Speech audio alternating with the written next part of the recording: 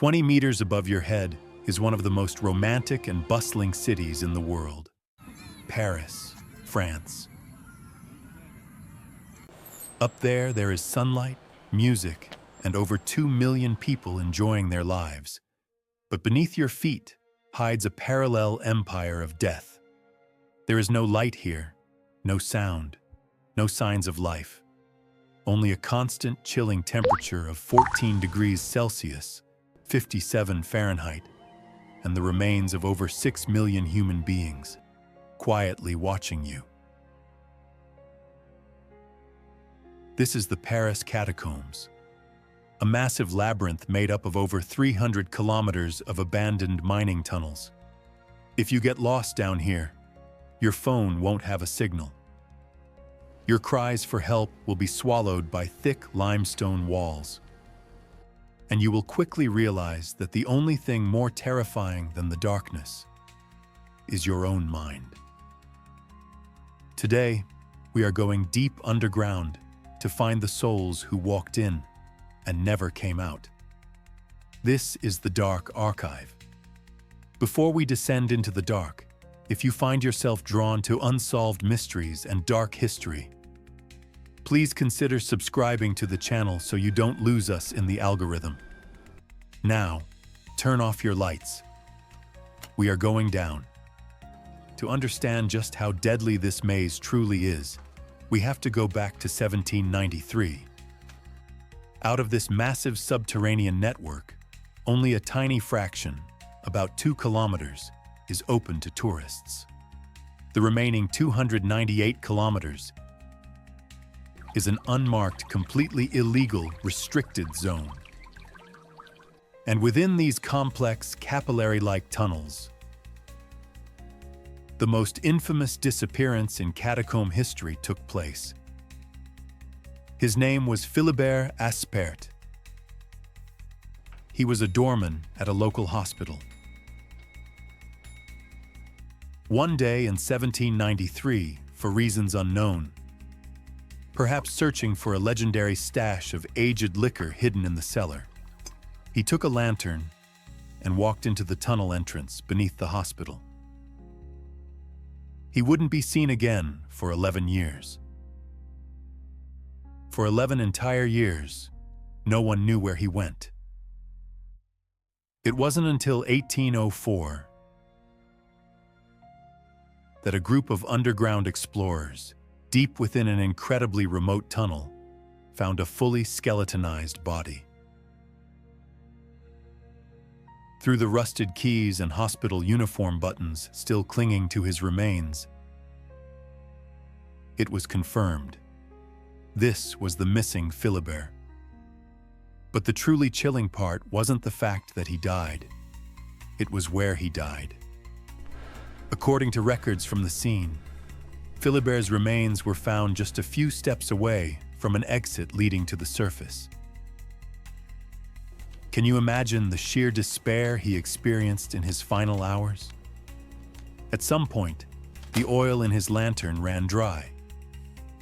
The flame flickered a few times, and then went out entirely. In that instant, absolute darkness wrapped around him like a solid object.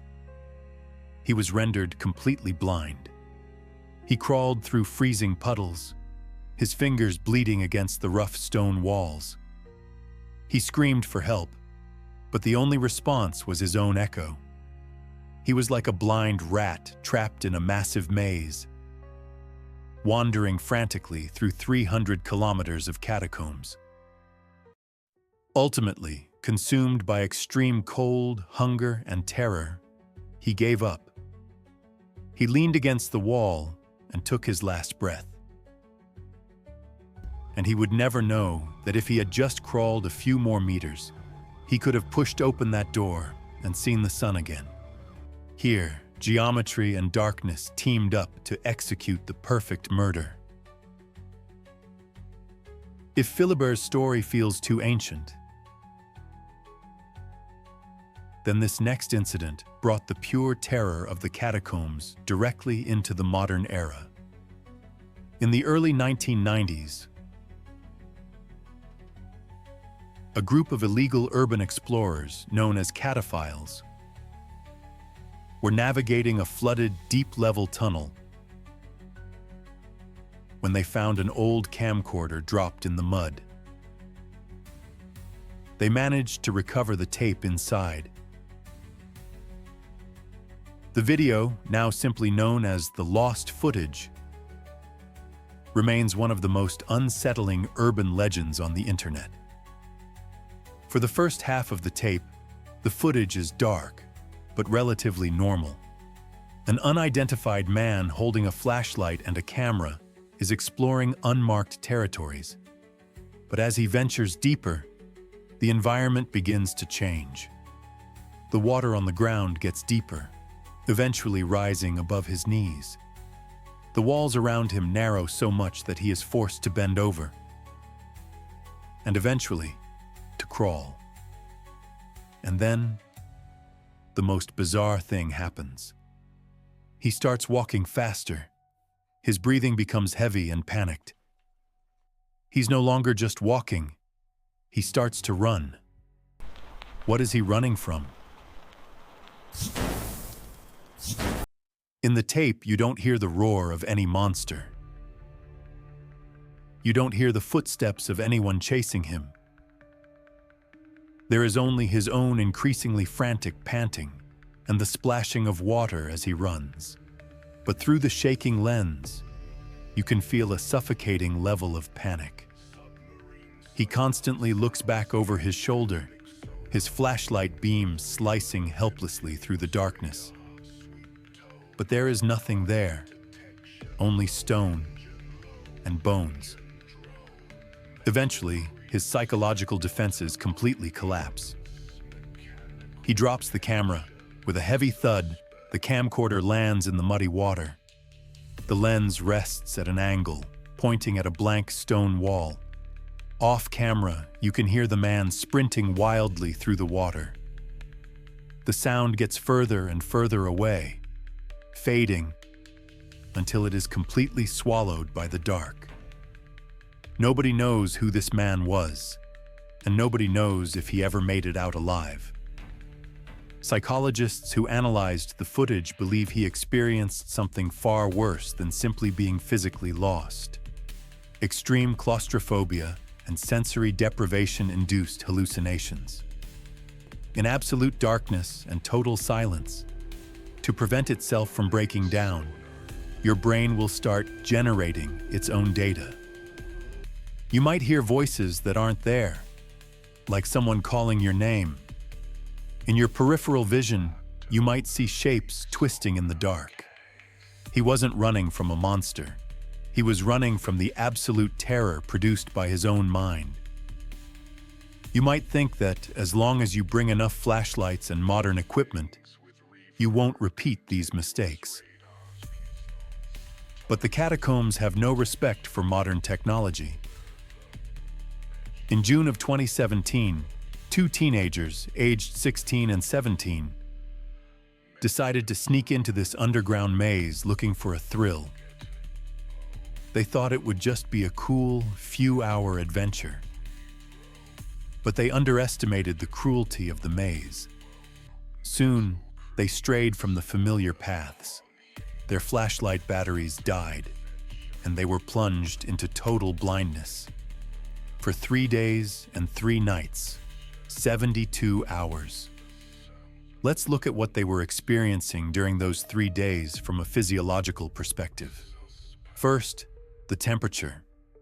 The underground stays at a constant 14 degrees Celsius. It might not sound freezing, but if you're trapped, unable to move, and covered in ice-cold groundwater, your body heat will begin to irreversibly drain away. By the second day of their disappearance, hypothermia began to set in. Their bodies would have started violently shivering, blood retreating from their limbs to protect their hearts, leaving their hands and feet entirely numb. Next came the hallucinations. Dehydration combined with extreme terror would strip away their perception of time. Those 3 days probably felt like a century. It wasn't until the third day, that a rescue team of over 100 people, using specially trained tracker dogs, finally found them in an incredibly remote, rarely visited dead-end tunnel.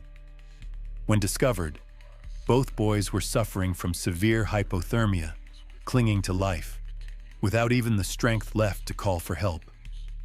They were the lucky ones.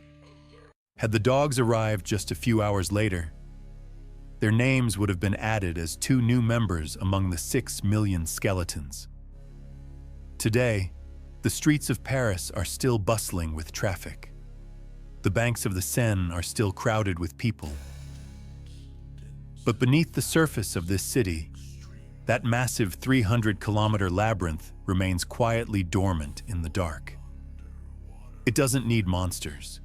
It doesn't need physical traps. Strip away your light, cut off your sound, and add just a tiny drop of fear of the unknown. That is the perfect cage, co-authored by nature and history. When you gaze into the abyss gazes back into you. If you ever have the chance to visit Paris, as you walk down those sunlit streets, take a moment to look down at the manhole covers beneath your feet. Because right at that very second, in the pitch-black depths 20 meters below you, someone might be desperately searching for a way out. Thank you for watching The Dark Archive. Let me know in the comments below. If you were trapped down there, how many hours do you think you could survive? We will see you in the next video.